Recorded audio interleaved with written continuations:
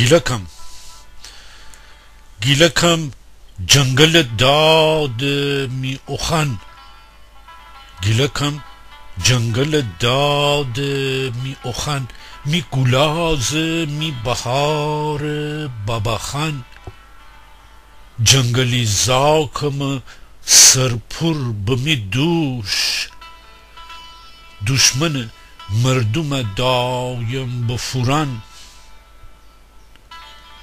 نورم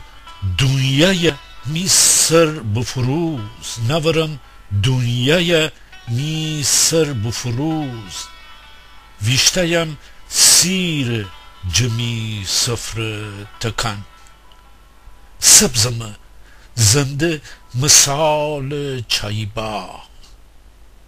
سبزم زنده مثال چای باغ نیسم جاریم مثل روخن سربجر آسمان سوسودم سربجر آسمان سوسودم اموجم جگلشان دیلمن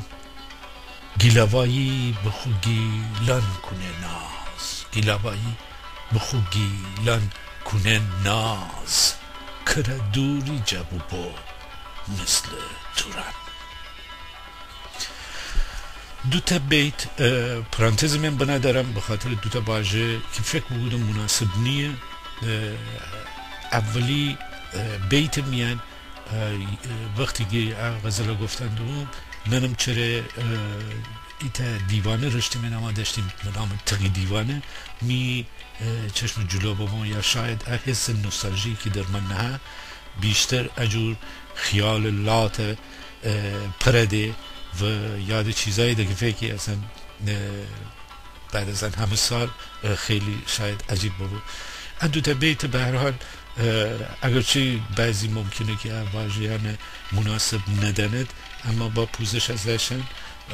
و خیلی من بخونم که بمانه منظور تقی دیوانی بورشتی میان که اون موقع تشخیص دهی کسایی که از دور آمونده بید کی خیانه کمک بکنه کی خیانه اذیت بکنه به خاطر هم وقتی تشخیص دهی کسی که کسی اذیت بکنه از دور دسته فشتمه تی خورگم اون موقع مدرسه موقع بود البته من هیچ وقت ازم فش نخوردم همیشه کمک کردی منه بعدها اگر کسایی که رشتشون بود یاد بمانه ایتا تیشرت سفید دو گودی بود که از تیشرت سفید رو زکم بینمیشتی بید سریال بدهید این شکم خرج داره تقی دیوانی بود که کوچه نمینشتی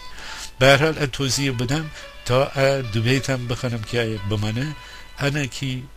گمه کرچم تاب نورم هر مل زور کرچم تاب نورم هر مل زور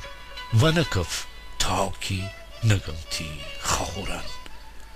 و من ایران رو من بک بگودم جفقان عربو کنشورن